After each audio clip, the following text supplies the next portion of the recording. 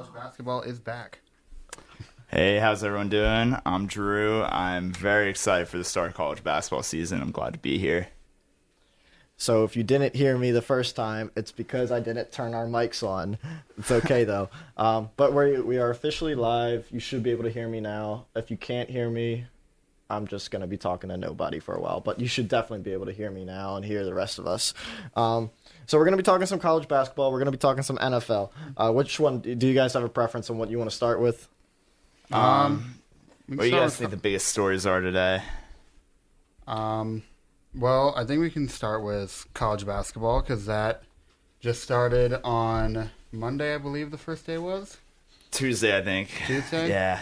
Yeah, so I actually did not watch Maryland, either team. I did not watch either of them play their first game. Did you guys watch?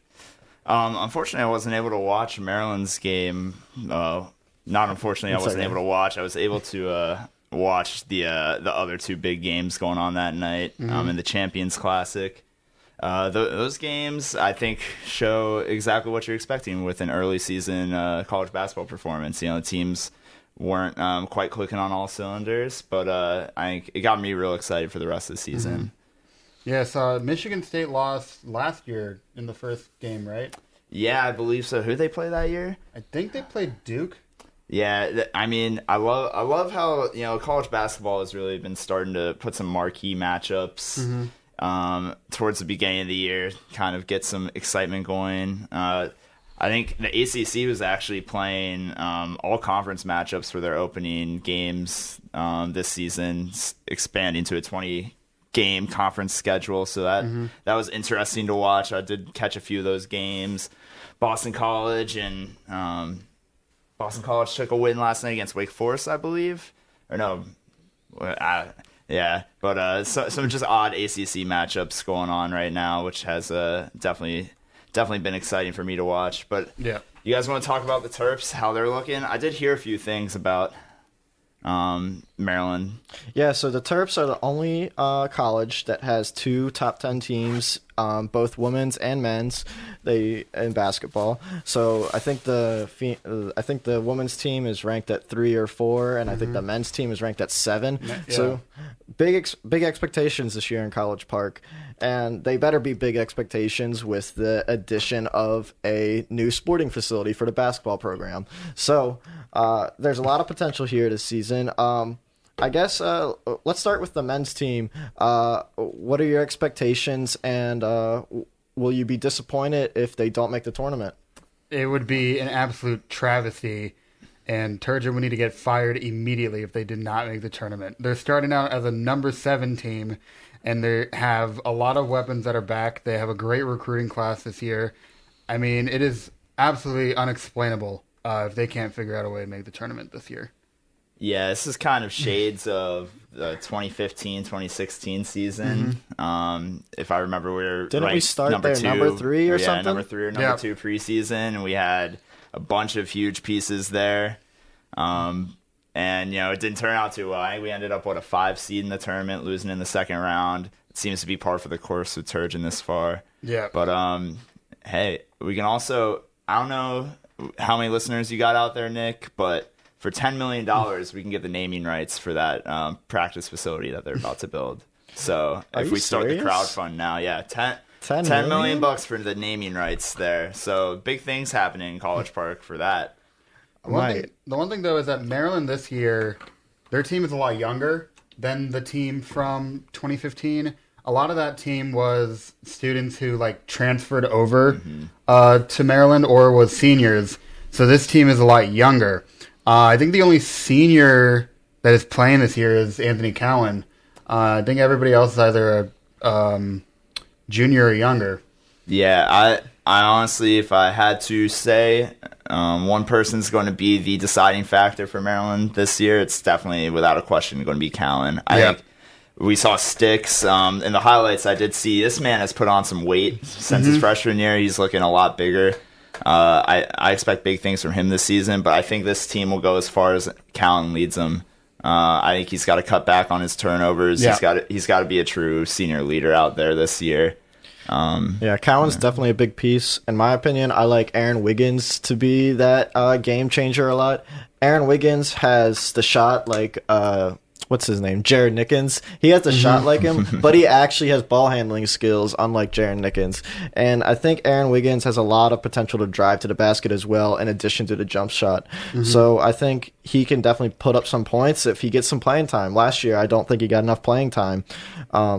Another big guy that I want to mention is Daryl Morcell. Daryl, I think he's, for me personally, I think he's had confidence issues with his shot. I think because like he could heave up balls and they're air balls for some reason. Wide open shots, air ball.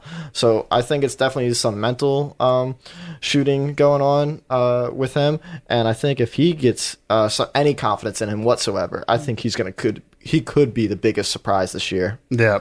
And one guy we definitely got to look out for is incoming freshman. I'm probably not going to pronounce this correctly, but yeah, Chol Mariel. Yes. This dude's 7'2", and he's a 4-star freshman. And whenever you get one of those big guys, they really. I mean, you can look at like UCF last year with Taco Fall. I mean, he was like the only guy who could like block Zion because he would just stand in front of him and just wave his hands up, and Zion couldn't get past him.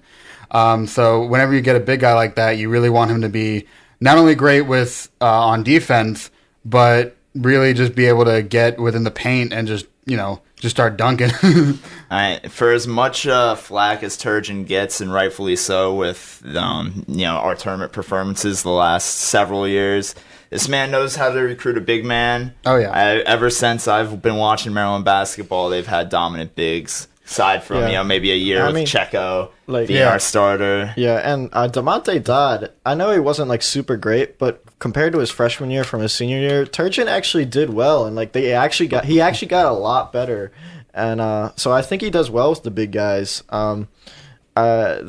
Everybody else, I don't really see them getting better. The guards, especially like Melo Trimble, so much expectations for him. He had such a great freshman year, but his freshman year was the best year. So why would that be? I think Melo was overworked. I think that when Melo was playing, he was like the star, captain of the team, and so I think Turgeon just gave him the ball in those crucial moments. And obviously you're not going to be able to deliver every time, and I think that might have like weighed down on Melo or whatever. But when you see a team like last year, while we did have Bruno, who was excellent, we didn't really like. It was a team effort, which I thought was like part of the reason why we made it to the second round of the tournament. Yeah. And I think like I still think we should have won that LSU game and made it to the Sweet 16. But I think that we were really a team last year, and it never felt like anybody was just taking over a specific game. Yeah, I totally see that. I think someone we haven't mentioned yet is Eric Ayala. Oh, yeah. Yeah, Eric Ayala is really good. I think he's really the defensive leader on this team. I can't really name a better defender on the team aside from I'd like to see how Wiggins does this year, handling some of the guard matchups in the Big Ten. And I'd also like to see how Mariel can kind of move his feet, secure some rebounds. I think those two are going to be key for... Don't we have a pair of twins on the team? Yes. Yeah, we sure do. Makai Mitchell and Mikal Mitchell. Yeah, didn't play too much in the opener against Holy Cross, but I mean, as always, you're looking for the potential in those freshmen. You're looking for those little moments that they have that can show that they'll be able to develop. But it's always a crapshoot here at Maryland. Are some of these highly touted recruits going to pan out, or are they going to kind of fall flat like we've seen some in the past? Yeah, absolutely. Some recruits actually can excel here, and they get excellent rankings. Like Kevin Herter's my guy. He's just absolutely lit up the NBA by storm, and he did probably one of the most impactful players his first year as a rookie for the NBA. We did get a text. If you guys want to text in or call in, you can call in or text in at 443-567-1837. We're also live on YouTube. Just search Anything Goes WMUC Sports Radio on YouTube, and you can find the link there. So I got the text says, I don't know if the texter, but he or she says, if UMBC played UMD, who do you think would win? Why is this a question? I mean, I mean, this texter has a case. I think UMBC's got a better coach right now in Ryan Odom. I think That's Ryan fair. Odom got a lot of Power 5 sniffs in the offseason, decided to stay at UMBC. I remember it was reported that he was offered a couple $1 million to hop over to Virginia Tech in the ACC. I don't know how true those rumors were. His name has been rumored around the Wake Forest job. Because he's got connections with his dad there. So I think UMBC's got a great program. I mean, this early in the season, you can never really have a guarantee game, even if it is a Maryland versus UMBC. Although I'd like to say we would probably handle our business. I think Maryland would have like a 90 to 10% like. That's it. A 90% chance of winning that. I think they really would. I mean, because the thing in college basketball is that if you're just saying who would win a game, UMBC could find a way to win. If it was like the NBA and UVA and UMBC had a 7-game series, UMBC wouldn't beat UVA again. It just wouldn't happen. But I just think that because it's college basketball, I mean, they could, but if I was a betting man and I had to put money on it, I'd put a lot more money on Maryland than I would UMBC. Definitely. Yeah, I totally get that. Definitely, I think UMD would have get the victory, but it's always cool to see that one victory coming from a Maryland school. I'll never forget watching this UMBC just absolutely dominate UVA. Oh yeah, that was the craziest part about it. I think was that it was just an absolute blowout. And then like the best part was not even the win, but watching the next game, they almost beat Kansas State. Yeah, it was kind of close until the end.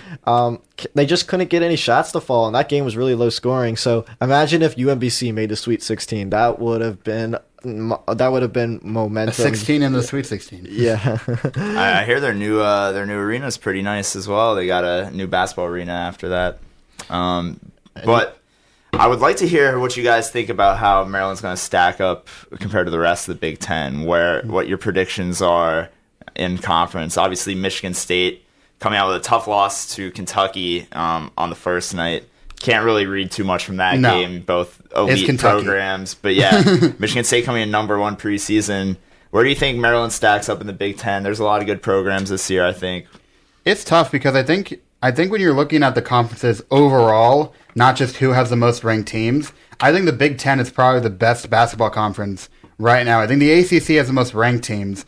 But if you look at like the teams that are competitive and have a chance to make the tournament, the Big Ten has the most. I was looking at some early projections of who in the Big Ten they think are going to make the tournament. There was 8 teams that they think are going to make the tournament, including a bunch who last year you wouldn't have even have thought of having a chance, like Penn State and Illinois. Yep. Yeah, they're both.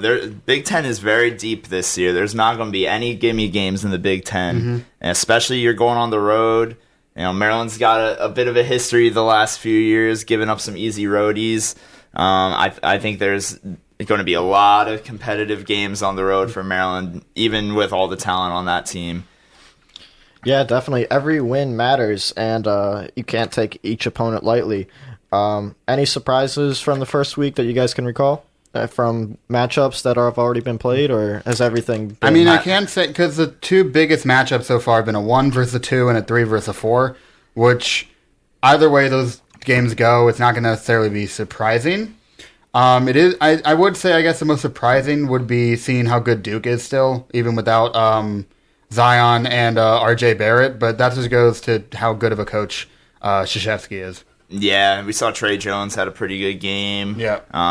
They return a few pieces from last year, but once again they just reload.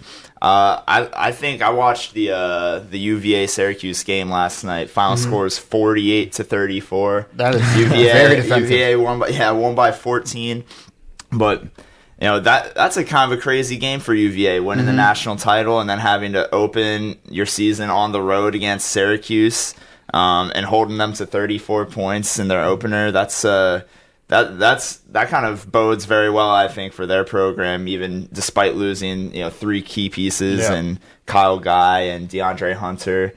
Well, both of those teams are known for having great defenses. Absolutely. Even Syracuse, who hasn't been ranked for a couple of years now, they always make the tournament and typically win a couple games just because their zone defense is always great. Okay, so I want to compare the men's team to the women's team a little bit. The men's is ranked number 7. Women's are at 3 or 4. Who ends the season with a better ranking? And basically, this question comes down to who's the better coach, Brenda Fries or Mark Turgeon? Because I think both of these teams have the ability to be another top 10 ranking finish. But which team will finish with a higher ranking? I mean, it's hard. I guess it would be hard to compare Turgeon and Fries just because Fries has been here a long time, and Turgeon has not even been here for a decade yet. But based off the results, Fries would obviously be better.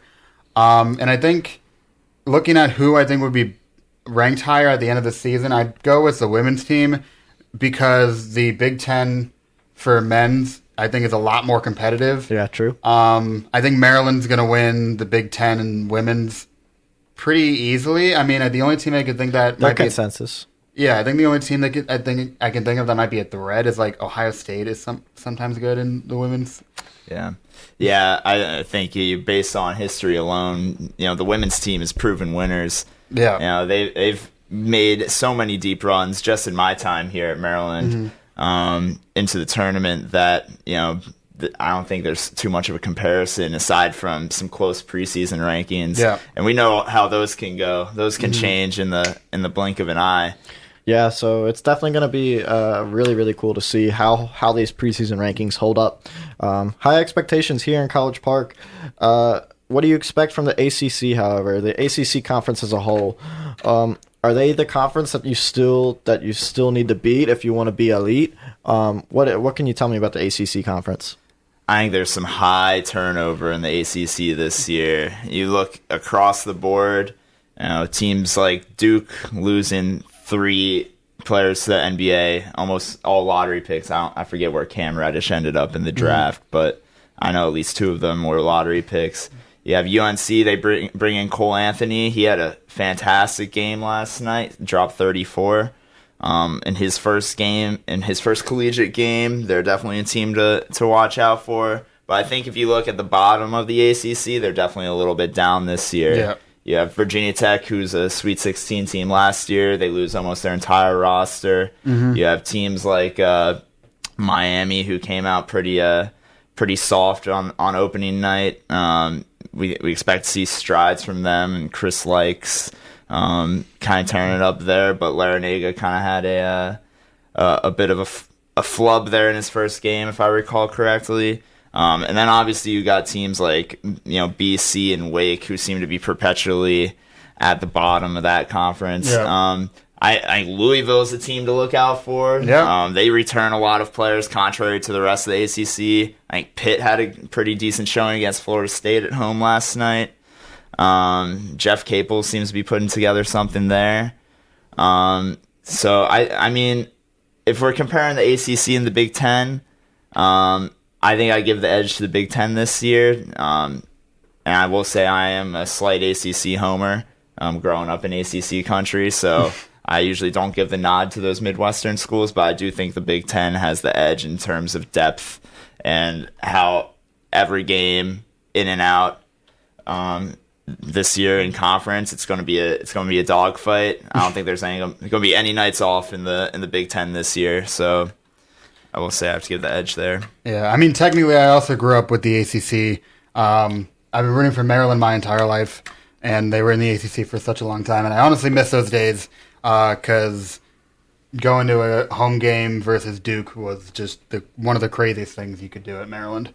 But yeah, I think the ACC, like, the one thing you always have to look out for in the ACC is just the coaching, because they have Krzyzewski, Roy Williams, and Tony Bennett, who are just 3 of the elite coaches right now. Boeheim, yeah.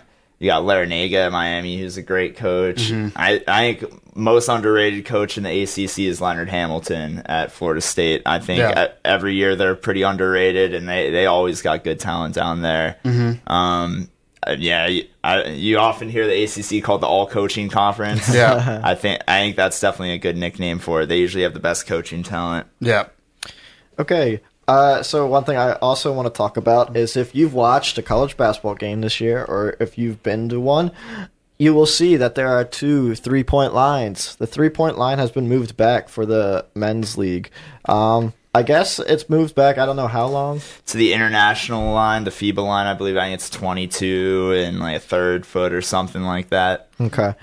So I guess how does that impact? Will that impact any strategy whatsoever, or is it just the number of 3-pointers are going to go down this season? What else? What do you want to say about that? I mean, it depends. I can't really say because it really depends on how much we see 3-point shooting like regress because of this new rule. But yeah, I think it could be impactful because especially like if you look at schools like Purdue or Michigan last year, especially like half of their offense was 3-point shooting, and if they just went off, then they could just take the game over, and you wouldn't be able to stop them because they would just be hitting everything. So kind of like Golden State. Yeah, exactly. So if you take away the 3-point shot or make it just a little bit harder to make, they would force teams to have more of a, in the paint strategy. And I think it could make it a lot more defensive, I guess. I think we definitely have seen some lower scoring games at the start. I don't know if you can chalk that up to the fact that teams have only been practicing for 5-6 weeks at this point. First game jitters. I definitely haven't noticed a decline in 3-point attempts, at least in the games I've watched so far.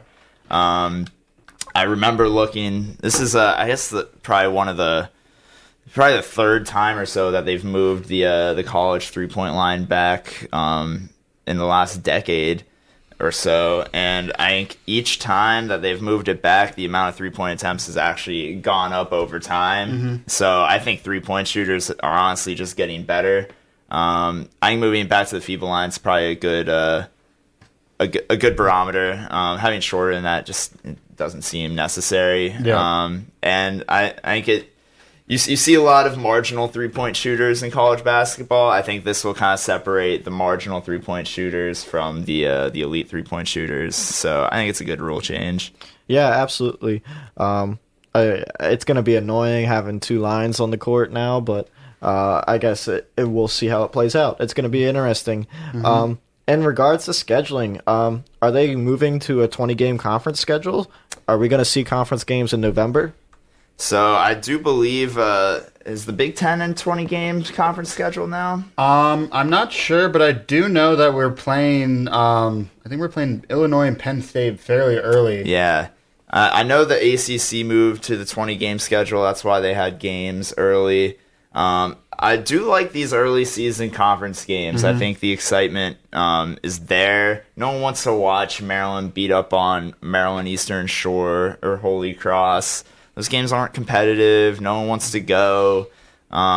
Give me the juicy conference matchups. Give me the rivalries. Give me these great players playing against each other. Yeah. I think it's good for the sport. To be honest with you, Holy Cross held their ground a couple nights ago. They sure did. So there's always going to be that surprise victory at one point. But yeah, I get your point. I wouldn't say it was necessarily a close game, but they did they held their ground. Yeah, they held their ground. I'll say that. Yeah. So I guess you got to give these smaller schools a chance, just like Towson football.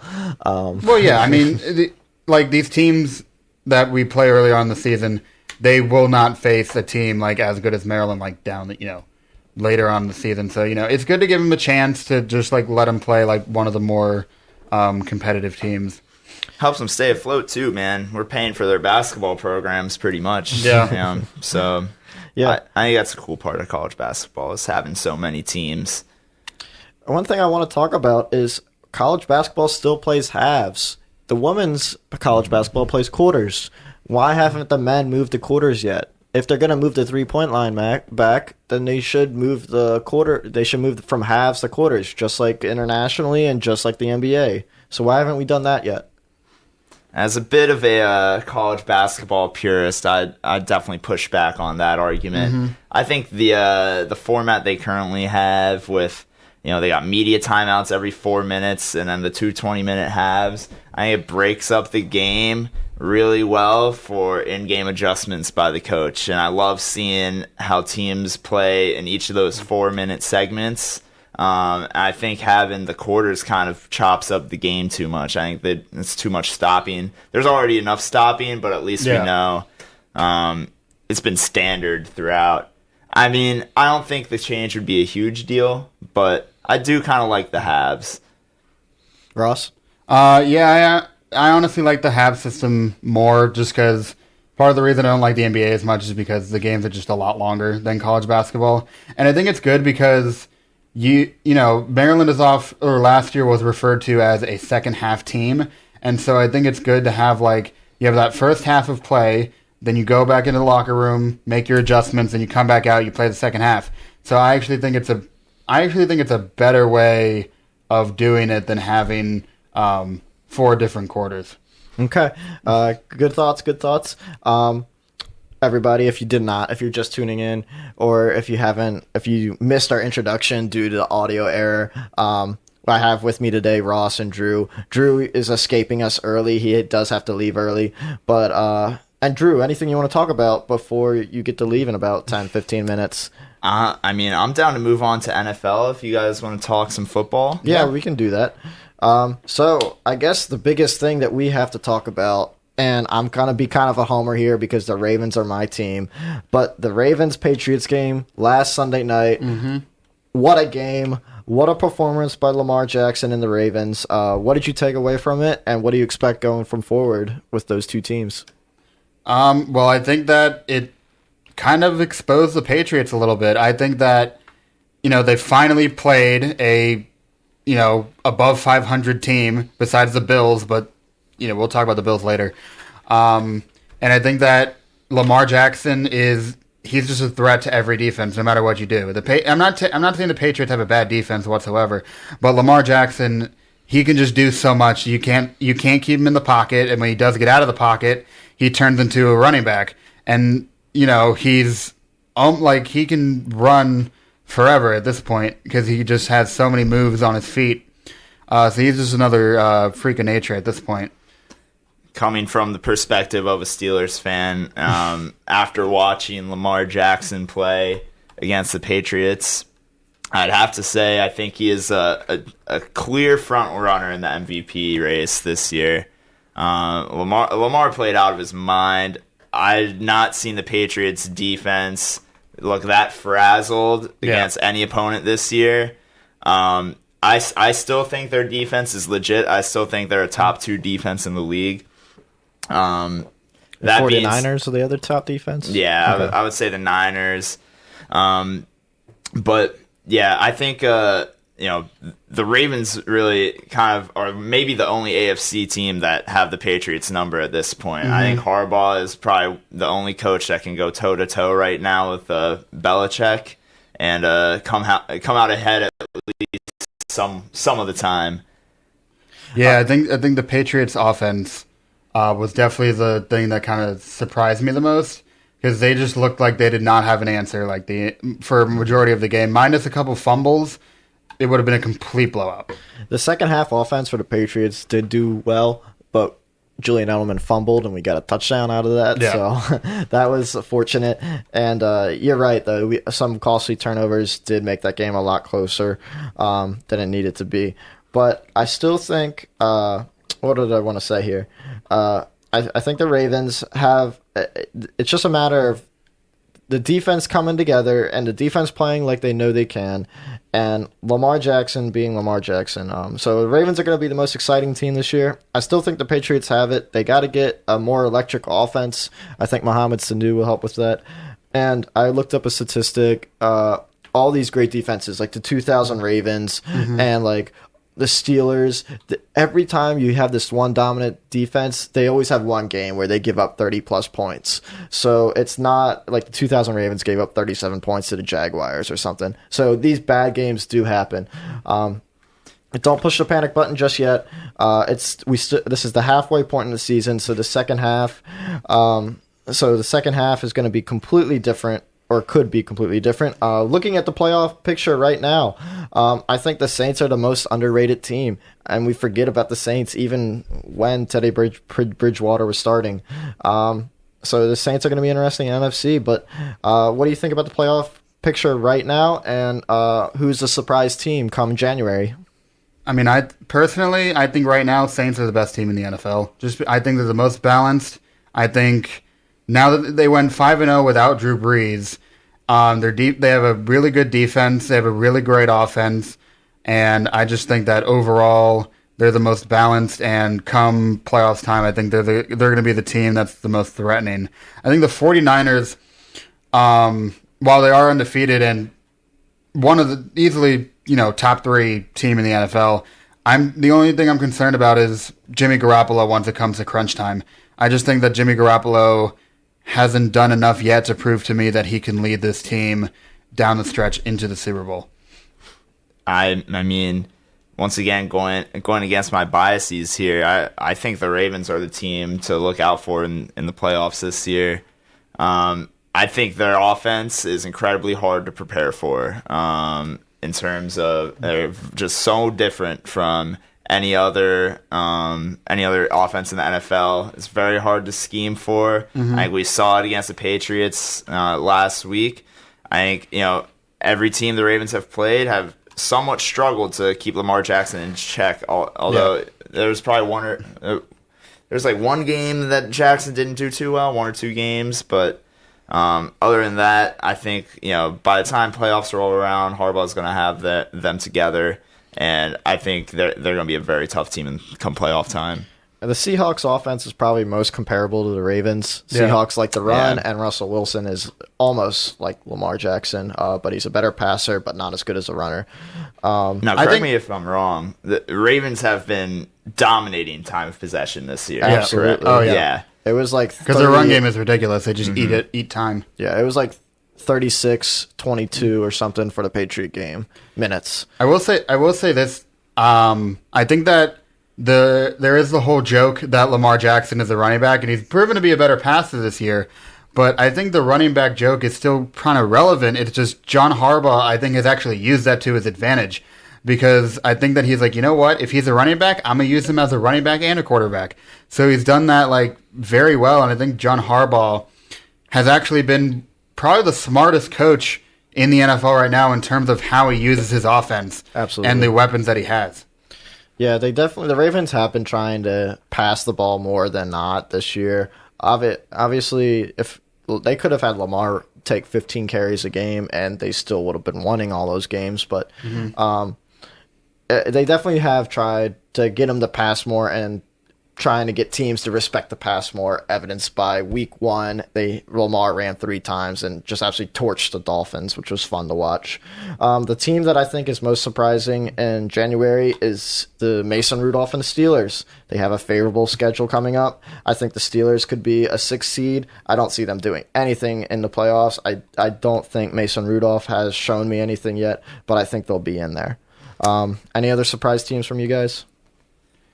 Well, the AFC I think is definitely a lot less competitive right now than the NFC. Definitely. I think the NFC, if you look at the teams that are still in the hunt, the ones in the AFC, there's no team that is above 500, while the Rams, Panthers, and Eagles, who are all solid teams at the moment, they're not even getting wild card spots right now.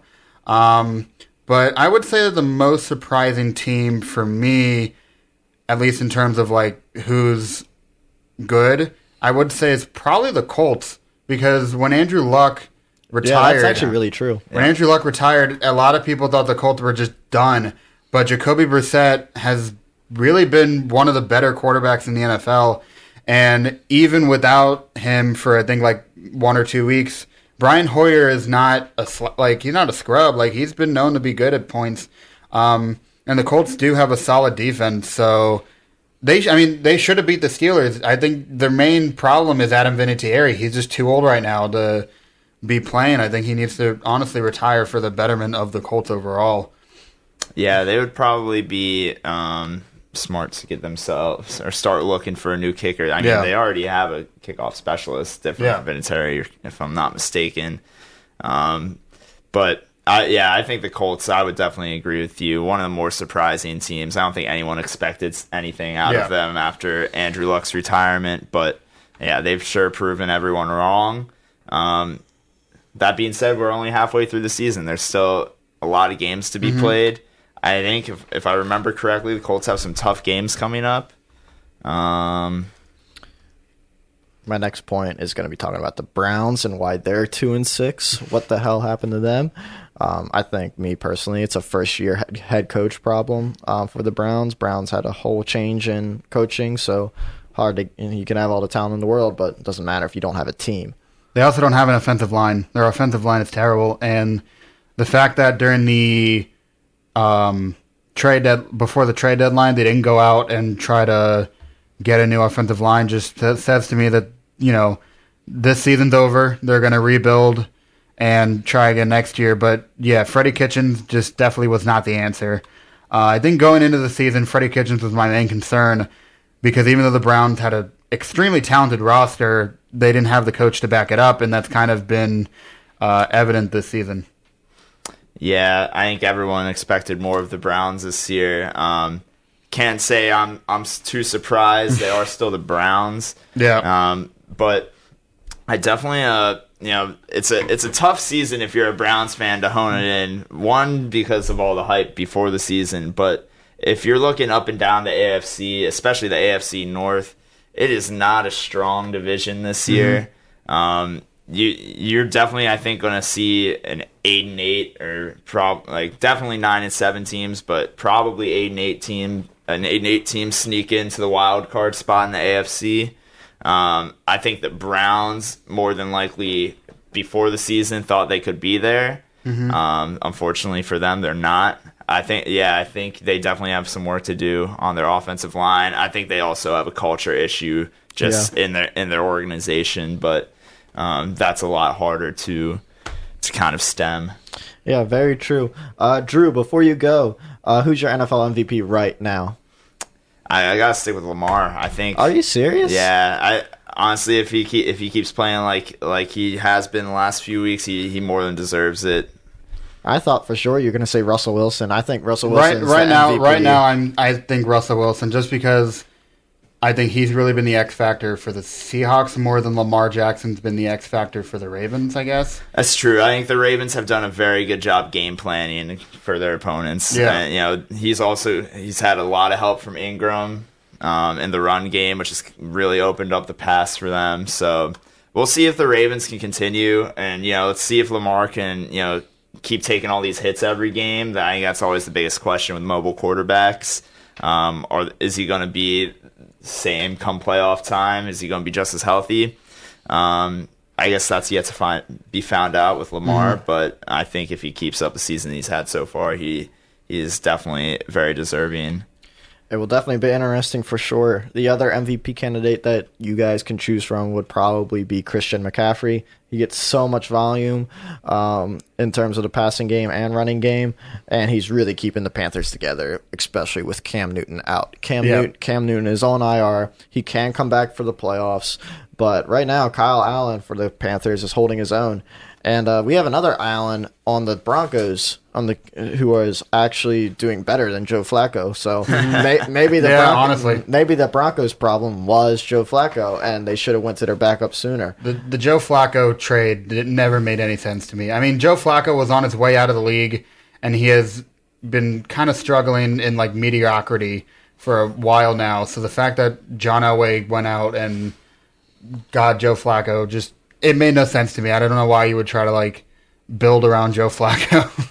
Yeah, if you're a Broncos fan, you're grateful for Peyton Manning. That's all I have to say. Anything you want to say before you go? Thanks for having me, Nick. I'd be glad to come on again. This is a great time. Thanks for listening, everybody. Yeah. I'll see you guys soon. Awesome. Hey, thank you, Drew. Okay, so we talked some college basketball. We talked some NFL.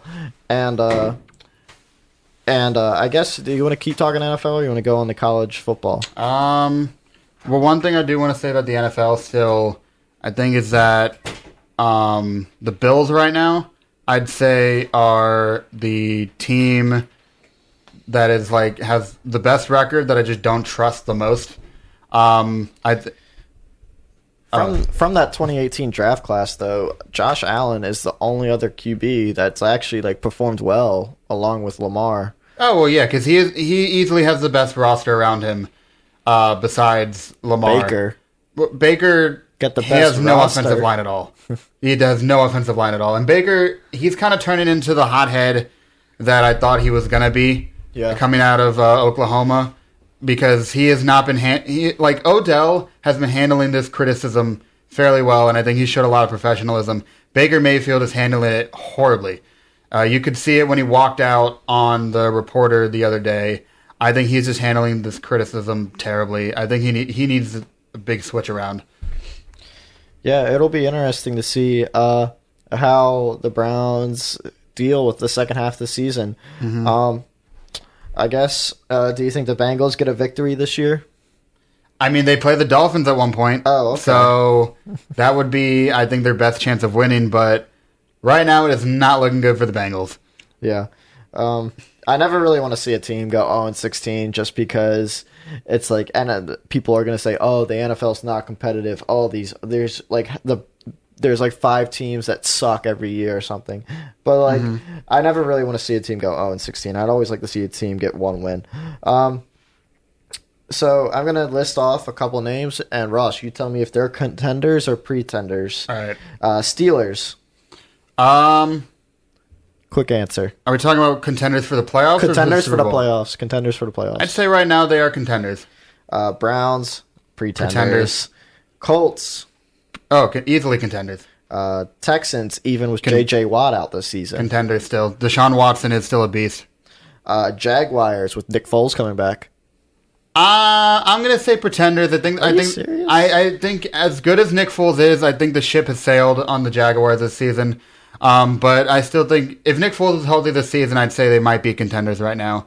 The AFC South has a lot of teams on the bubble. Yeah, that's kind of why I think it's either going to be the Texans or the Colts taking either the wild card or the victory. Yeah, so Titans. Pretenders. Tannehill starting. Pretenders still. Okay. They don't have enough on offense. Okay. Chargers. They just beat Green Bay. I think they can. I think they're contenders right now. I think the Chargers will have a good second half of the season because we know they're a better team what they have been the first half. Especially with the Chiefs not being as good as they were last year. I think that the Chargers definitely have a shot. And are you comfortable with calling the 6-2 Bills pretenders? Yes. Not in terms of making the playoffs, because obviously they will make the playoffs. They're 6-2 right now, and their schedule is the easiest thing in the world. But in terms of how far I think they can go in the playoffs and make it to the Super Bowl, I'd say they're easily pretenders. I don't think they have enough yet to actually be competitive against the really good teams. So if you think the Bills are going to make the playoffs easily, do you think the Steelers are not going to make it? I think the Steelers are going to come up a little bit short, but just because I don't think Mason Rudolph is the answer right now. But I think the Steelers do have a chance of getting a wild card spot. I just don't think they would have a chance of going much further in the playoffs. Okay, so the playoff matchup for the AFC right now is Patriots, Ravens as the 1 and 2, and then Colts, Bills, Texans, Chiefs. Are the teams that I listed are staying there? Are they staying there? All 6 of them? I would say that the Chiefs and Texans... I'd say the Chiefs, the Texans, and the Bills, I'd say are a lock. The Colts, as good as I think they are, I think they could falter a little bit, especially if they have games like they just did against the Steelers. But other than that, I think all the other teams are pretty much a lock. So, I think the Ravens could change in terms of who gets the second bye. The Patriots are going to get it simply because their schedule is a lot easier. Okay. Yeah. Well, the Colts and the Texans are the 2 AFC South for the wild card and the division champ. So are we seeing 2 AFC South teams in the playoffs this year? I'd say either 2 AFC South teams or 2 AFC North teams if the Steelers, really pick it up. Okay. But yeah. Okay. Moving on to the NFC. Cowboys, are they pretenders for the playoffs? I don't want to say that NFC East division is always so hard to predict. Yeah, the Cowboys are a weird team just because they've looked great in some games and they've looked completely hopeless in other games. So I'm not going to say they're pretenders, but it's kind of hard to say that they're contenders also just because the NFC East is not the best division. So even if they win, it's not like they're going to go that much further. So is only one NFC East team making the playoffs? I'd say so. I think the other divisions in the NFC are so much more competitive right now. Yeah. So the Eagles have had a difficult schedule this year, but they're still 5-4. Are they contenders? No, I'd say they're pretenders.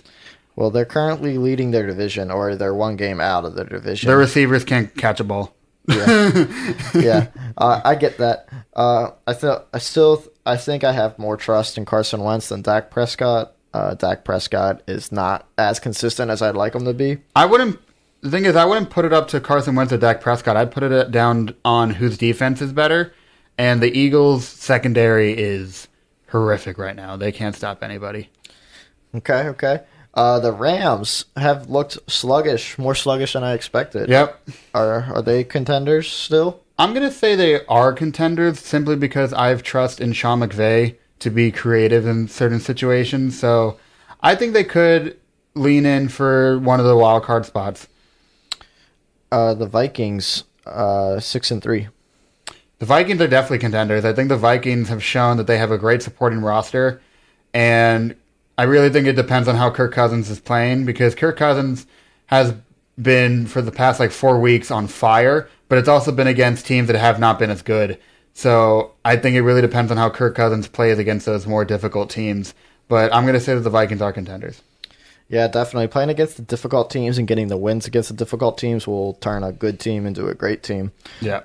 The Lions, although I know they haven't had the best roster, and I know they're pretenders, but they're 3-4-1. They've held their ground, and similar to the Cardinals have held their ground with Kyler Murray. Kyler Murray has looked a lot better than I thought he was going to his rookie year. So any comment on those two teams? I think the Lions show promise, and the Cardinals definitely show a lot of promise from what they were last year. I think give the Cardinals a couple of good draft picks, and they could definitely turn it around and be a pretty good team around Kyler Murray. But yeah, both of those teams, as of right now, they're not making the playoffs. Yeah, Mitchell, and we know that. But they're still, I still like to acknowledge that they're doing well. Yeah. There's hope. Mitchell Trubisky and the Bears, no offense whatsoever. They got to get rid of Mitchell Trubisky. He's not the answer. The fact that they traded up to get Mitchell Trubisky over Deshaun, Patrick Mahomes, it's laughable at this point. Yeah, I think the Bears have to keep Trubisky, and they will keep him. Yeah, and I think you have to keep starting him, unless he continues to play horrific. I think the Bears have had one. Trubisky's looked good in some games. Last year, he honestly looked a lot better. He seriously regressed this year. I don't know what the problem was, but yeah, he has seriously regressed this year.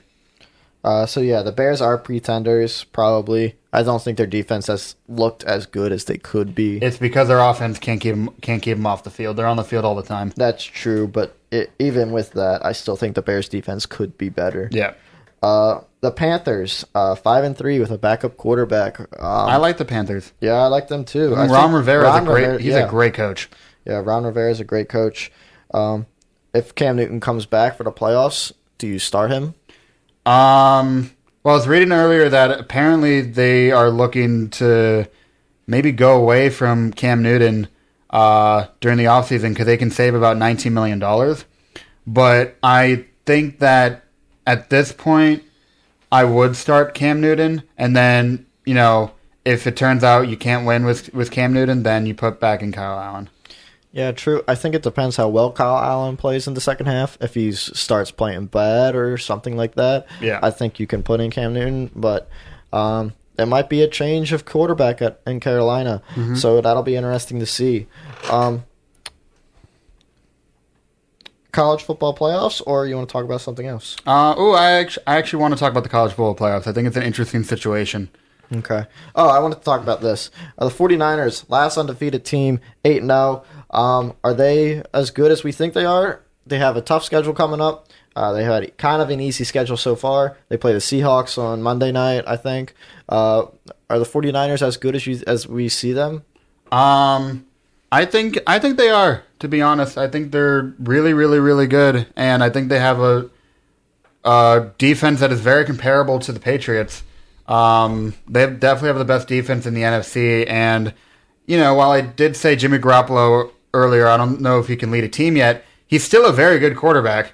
16-2 as a starter. People remembered the name. And he has proven time and time again that he can get the job done. It's just whether or not he can lead the team in those crucial situations. But yeah, I think they got a very, very talented roster, and I think that Kyle Shanahan is coaching the heck out of that team right now. Yeah, Kyle Shanahan has done a good job with that program. Yeah. So there will be an interesting team to see if they hold up come January. College football playoffs. Clemson not in the top 4. Any thoughts on that? How's Trevor Lawrence been doing this season? I mean, Trevor Lawrence, he's still good, but he's definitely not been the Lord quarterback that everybody thought he was going to be coming into the season. The hair tricked us, to be honest with you. Yeah, I think he's still been good. And I know a lot of people have mixed feelings about Clemson not being in the top 4 right now. But the thing you have to remember is that the top 4 teams at some point during the season, and LSU and Alabama play this weekend, so one of those teams will not be in the top 4 come next week. And once Ohio State and Penn State play each other, which they will at some point, they're going to knock each other out. So Clemson will be in the playoffs again, and if they win out, they will be in the playoffs. So I think it's just a matter of they have not looked as good as we thought they were this season, and I think that's the only reason they're not in. But come playoffs time, if they're undefeated, I think they obviously deserve a chance to try and keep their title. Yeah, true. Good analysis. Ohio State, number 1. Maryland football almost beat them last year, which was real fun. 2 years ago. It's not going to happen again. Oh, I was going to say, people are saying, I mean, like, it'll be cool if we get to beat them. Was Ryan Day the coach last year for that team? Yeah. So we almost beat him, right? Okay. So I think Maryland football has another shot at it. No, they don't. Pogrom's still here. It's not here. It's at Ohio State. Oh, is it? Yeah. Oh. I was on the ESPN app. They give us a 0.8% chance of winning on Saturday. Yeah, that's the only shot we got. I gotta see the percentage chance from last year then. Yeah, I don't. There's no chance. There's no chance. We're gonna get killed. We're gonna get absolutely creamed. Okay. Is Ohio State a legit national champion this year? Absolutely. I think the craziest story about Ohio State this year has been that Dwayne Haskins last year set new records for a rookie. I don't know, freshman, because he wasn't a freshman, but it was his first year starter. Oh.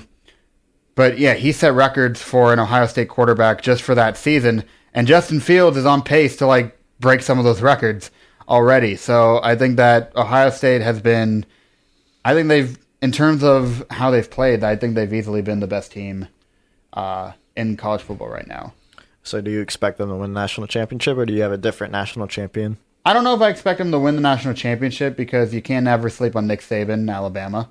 That's right. Yeah, Alabama you can never sleep good. on them.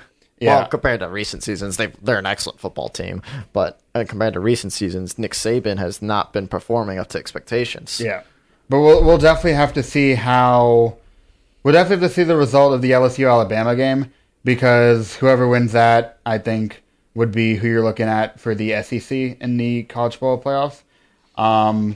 But yeah, I mean, Ohio State, I'm not gonna knock them out of it. They definitely still have a strong chance of winning. Okay. Georgia, number 6. Any comments on that? I think it's too high. They lost a game to an unranked South Carolina school, who I don't even think is a 500 team right now, and that loss, I think, needs to cost them a little bit more. Oregon, they have one loss, but they lost to a solid team. So I think that Georgia needs to be knocked back a bit. Okay. You want to talk any more college football? Who do the Terrapins play this week? Yeah, Ohio State. Oh. Okay. Yeah, it's smacked. Maybe we can beat Nebraska, but that's our only win I can see. Okay, so no bowl game? No, nothing. Okay. Nothing. We're at least losing two out of our next 3 games. Okay.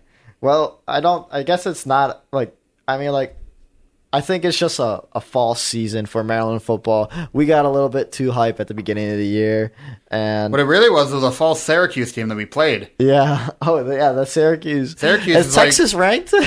Texas? Yeah. I think Texas is ranked, but Syracuse is like 3-6 right now. They're as bad as we are. Yeah. So that was unfortunate. I think Maryland football, if they would have done a little bit better in a couple more games, such as Purdue and another game where they Indiana. had Indiana, where they had eight downs in front of the 10-yard line and they couldn't get a touchdown. Oh, was that? No, that was the Temple game. Oh, that game too. So, like, honestly, if you, it's disappointing that we lost those games. But given that Loxley just came in here as a head coach, how much could you expect from taking over a whole new program, especially with everything that happened? I mean, every year this Maryland team is suggested to have a good recruiting class. I just don't know why they can't translate that into some wins. I think it's just some not consistent coaching. Yeah. Our coaching keeps changing. Players have to adjust, and it's difficult. So I don't we obviously all want to see them do well, but it's disappointing that they didn't do well. But you can't be too upset because it takes time to rebuild a program. Yeah. So everybody, we're getting ready to finish up here. I will like to thank everybody for tuning in tonight. We do this at Thursdays, every Thursday from 6 to 7 p.m. If you want, and to the people out there who are viewing and who are listening, we appreciate you so much. Feel free to chime in or discuss anything at any point at all, and comment on the live feed. Thank you for tuning in. Do you want to say anything else, or do we have anything else to talk about, or any big news? We covered a lot today, to be honest with you. I mean, no big news. Oh, well, we didn't mention that Antonio Brown, I think next week, is planning to talk to a couple teams. Oh no, he's planning to talk to the NFL about the. He talked to the NFL today, and he went on a rant on Twitter saying he's never playing in the NFL again. But apparently he's supposed to talk to the NFL again next week. So I don't know what's going on with him. Yeah, so Antonio Brown, I think I'm going to roster him in my 12-team fantasy league, just because it's 12 teams and He's there's a lot. not playing on a team this year. Oh, well, you'll be surprised. Russell Wilson was trying to get him, and if Antonio Brown is the difference between your team going to the playoffs and winning a Super Bowl, I think you have to take a chance and sign him. I don't think Russell Wilson needs him. Russell Wilson wanted him. If you look at the reports, he's like trying to do his due diligence. I don't think he needs him. Tyler Lockett and DK Metcalf have actually been pretty good. Yeah, but Antonio Brown can take that team to a Super Bowl. He really can. So, and like, if that's what you have to do, then that's what you have to do. I'm not dealing with his craziness. So I think that's all we have for you guys today. Thank you for tuning in. Thursday Night Football. Who's the matchup? Raiders Chargers. Raiders Chargers. Who do you have for the win? I go Chargers. They're on a hot streak right now. I think they're going to win. Yeah, I think the Chargers will win. I think the Chargers are at home. I agree, Ross. Thank you for tuning in. This is WMUC Sports Radio, centered at College Park, Maryland. We are on YouTube, and you can find we are on YouTube. You can just Google Anything Goes.